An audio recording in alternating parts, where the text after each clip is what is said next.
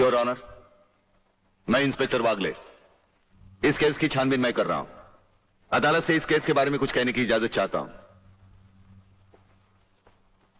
इजाजत है। Thank you sir.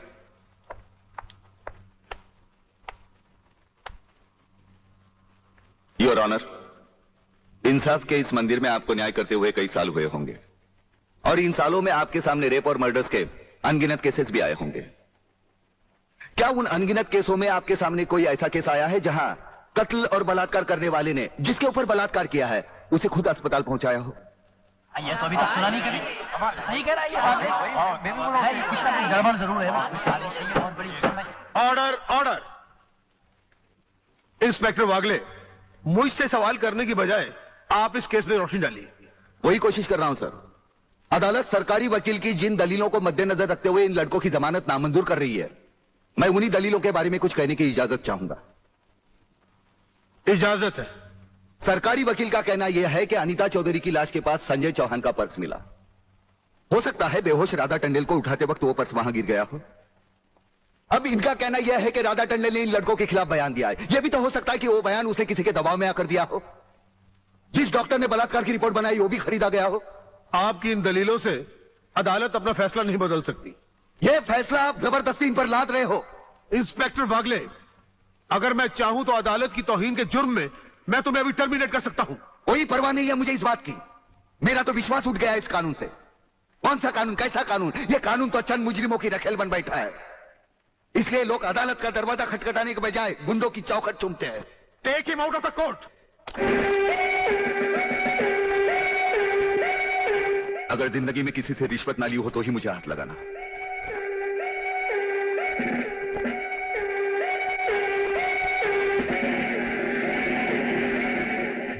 इन्हें गिने भुक्कड़ लोगों की वजह से यह अदालत शतरंज की बिसात बन गई है, जहां कोई भी आकर कानून से खेल सकता है। लेकिन इन खिलाड़ियों को अगर मैंने सच्चा कानून नहीं सिखाया तो मेरा नाम भी शिवाजी राव वागले नहीं। तुम इन 3 लड़कों के केस में कहां उलझ गए? हो सकता है इन बच्चों का केस महज इत्तेफाकी हो। इत्तेफाक नहीं है सर। ये कड़ियां भले ही अलग अलग नजर आ रही हो, लेकिन अगर गौर से देखें तो ये सब एक ही जंजीर की कड़ियां हैं, जिसमें एक न एक दिन जीवनलाल टंडेल, रसिकनाथ और गुंडा स्वामी की कलाइयां फंसेंगी। ये इत्तेफाक नहीं है सर, इत्तेफाक नहीं है।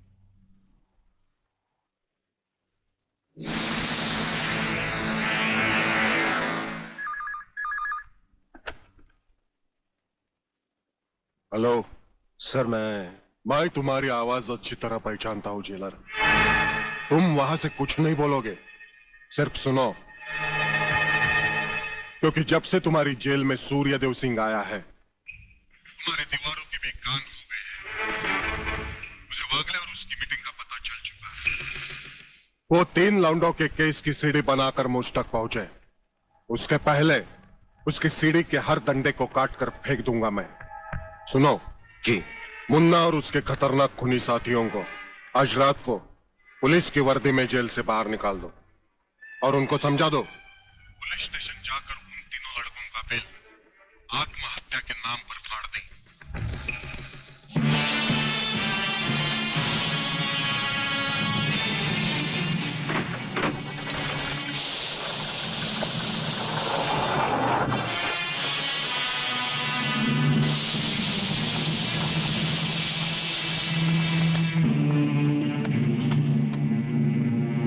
टेलीफोन का वायर काट दो,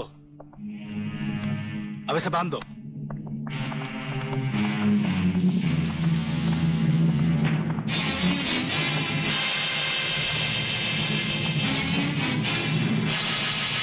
डरो मत, तुम्हारी जमानत हो चुकी है।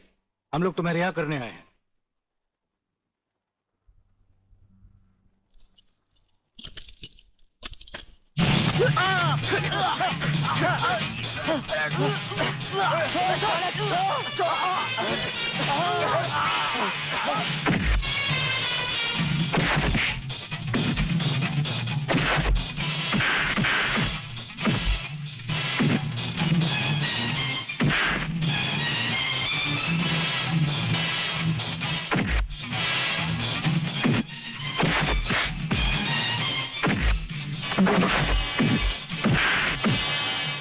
छोड़ना मत संजू।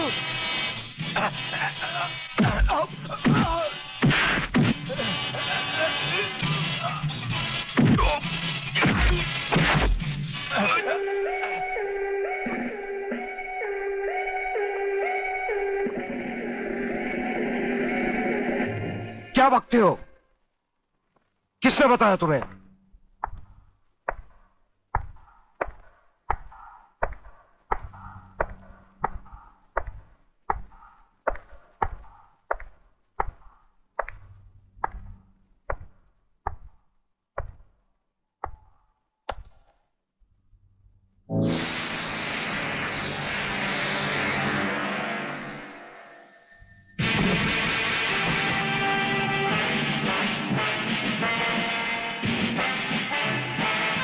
कुछ ही देर पहले तुम जेल की कोठरी में बंद थे, फिर वहां से निकले कैसे?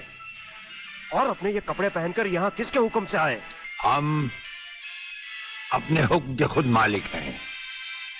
हम अपने हुक्म से ही अंदर आए थे और अपने ही हुक्म से बाहर चले जाएंगे, तुमसे अच्छी तरह मिल लेने के बाद। तुम्हें अच्छी तरह मालूम होना चाहिए कि तुम किसके सामने बैठे हो। हमें मालूम है, इसीलिए तो जूते तुम्हारे मुंह के सामने रखे हैं। तुम जैसे गद्दारों से हम नहीं, हमारे जूते ही मुंह लगाते हैं। सूर्यदेव सिंह! ब्रिगेडियर सूर्यदेव सिंह, भूल कैसे गए? हम आज भी ब्रिगेडियर हैं, कल भी ब्रिगेडियर थे। जेल में आना तो एक नाटक था तुम जैसे मुजरिम तक पहुंचने के लिए। और ये रहे तुम्हारे काम के कागज। ये हमारा रिहाई का ऑर्डर और ये है तुम्हारी गिरफ्तारी का वारंट।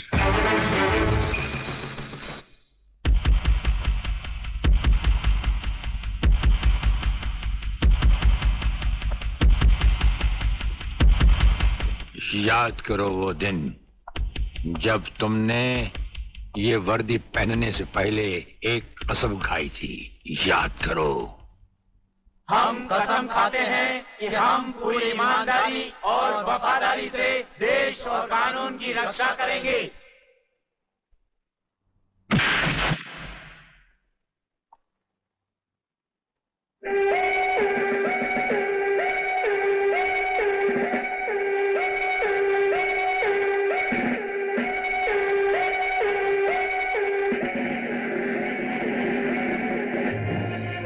इन नंगों की बारात में ये वर्दी वाला दूल्हा नहीं जाएगा वागले। इसके भी कपड़े उतार डालो।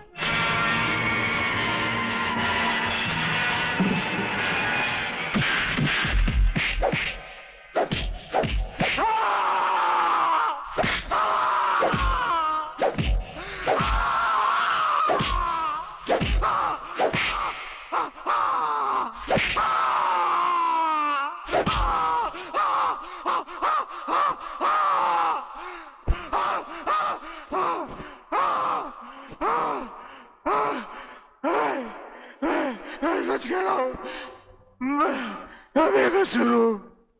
प्रलयनाथ के बारे में मैं कुछ नहीं जानता।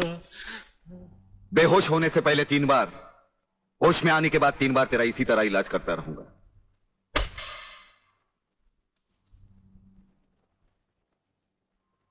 साथियों, तुम लोगों को शायद ये मालूम नहीं कि ये प्राइवेट और इमरजेंसी मीटिंग मैंने क्यों बुलवाई। इसलिए कि सूर्यदेव सिंह जेल से छूट चुका है और अब वो खतरा बनकर हम सबके सर पर मंडरा रहा है। मगर 1 साल से पहले वो छूट कैसे गया? उसका जेल जाना एक नाटक था कादर। उसने जेलर और हमारे 4 खूंखार कातिलों को गिरफ्तार करके किसी ऐसी जगह छुपा दिया है कि जिसके बारे में पुलिस डिपार्टमेंट को तो क्या, मुझे भी मालूम नहीं। जीवनलाल, मेरे 4-5 आदमियों को गिरफ्तार करके अगर वो मुझ तक पहुंचने का ख्वाब देख रहा है तो उसका ये ख्वाब मैं कभी भी पूरा नहीं होने दूंगा। अब सूर्यदेव सिंह नाम का बिल फाड़ना ही पड़ेगा। मगर अगर मगर कुछ नहीं चलेगा जीवनलाल। अब 15 अगस्त को ज्यादा दिन नहीं है। जानते हो, सूर्यदेव सिंह हमारे लिए बहुत बड़ा चैलेंज है और बड़े से बड़े चैलेंज के साथ टकराने का प्रलयनाथ को शौक है। तुम तुम्हारी मिनिस्ट्री संभालो, सूर्यदेव सिंह को आज से मैं संभालूंगा।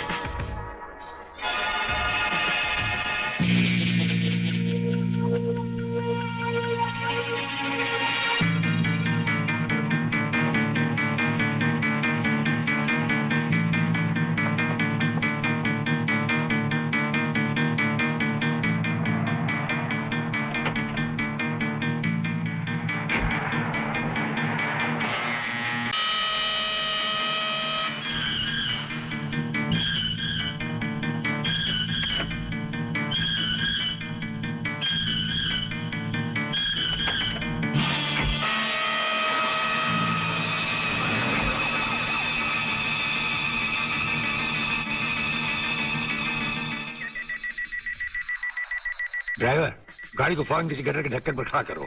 इसमें बम लगाया जा चुका है। Yes sir.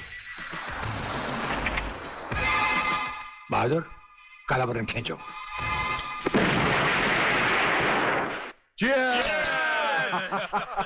पियो, हाँ जी भर कर पी लो।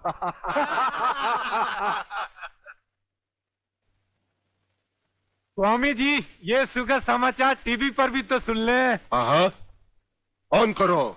आज सदन के दोनों पक्षों ने इस हत्याकांड की तीव्र आलोचना की। इस हत्याकांड के षड्यंत्र के बारे में हमारी विशेष संवाददाता मोना अलवी की एक रिपोर्ट। आज दोपहर ब्रिगेडियर सूर्यदेव सिंह अपने विशेष दस्ते के साथ भोजन के लिए रवाना हुए। अचानक उन्हें अपनी कार में सिग्नल सुनाई दिया, जो कार में बॉम्ब रखे जाने का संकेत देता है। सूर्यदेव सिंह ने अपनी गाड़ी एक गटर के ढक्कन पर रुकवाई और अपने विशेष दस्ते के ब्लैक कमांडो से ये काला बटन खींचने को कहा। इससे गाड़ी के नीचे का हिस्सा साइड में खिसक गया और धमाके से पहले ही ब्रिगेडियर सूर्यदेव सिंह अपने आदमियों के साथ ही भूमिगत हो गए। तो इस तरह उन्होंने अपनी समझदारी और बहादुरी से अपनी और अपने आदमियों की जान बचाई। तो आइए आज हम ब्रिगेडियर सूर्यदेव सिंह से आपका साक्षात्कार कराएंगे।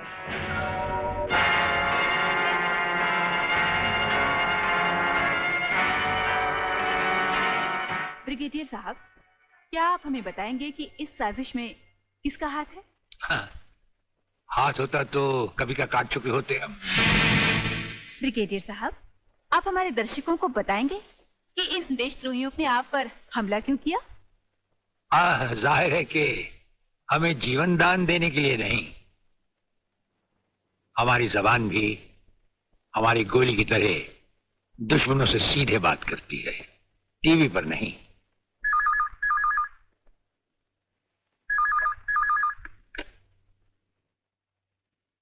हेलो। ज्यादा आंखें फाड़ कर हमारा न्यूज देखोगे तो जल्दी अंधे हो जाओगे। ये समाचार देखने का नहीं, पैगाम सुनने का वक्त है। हेलो हेलो, तुम फोन कहां से कर रहे हो? तुम तो टीवी पर हो। हम टीवी पर भी हैं और हमारे घर पर भी। गेंडा स्वामी, ये टाइम बम का खेल हम तब से खेल रहे हैं जब तुम्हारे बाप दादा अपने बालों में खिजाब लगाते थे। याद रखना, तुमने सिर्फ एक टाइम बम फिट किया था जो हमारा बाल भी बैंका ना कर सका, मगर हमने तुम्हारी मौत के लिए इतने बम तैयार कर रखे हैं जो तुम्हें तो क्या, तुम्हारे पालतू कुत्तों को भी बचने का टाइम नहीं देंगे। ब्रिगेडियर साहब, क्या आप उन देशद्रोहियों को कोई पैगाम देना चाहेंगे? पैगाम?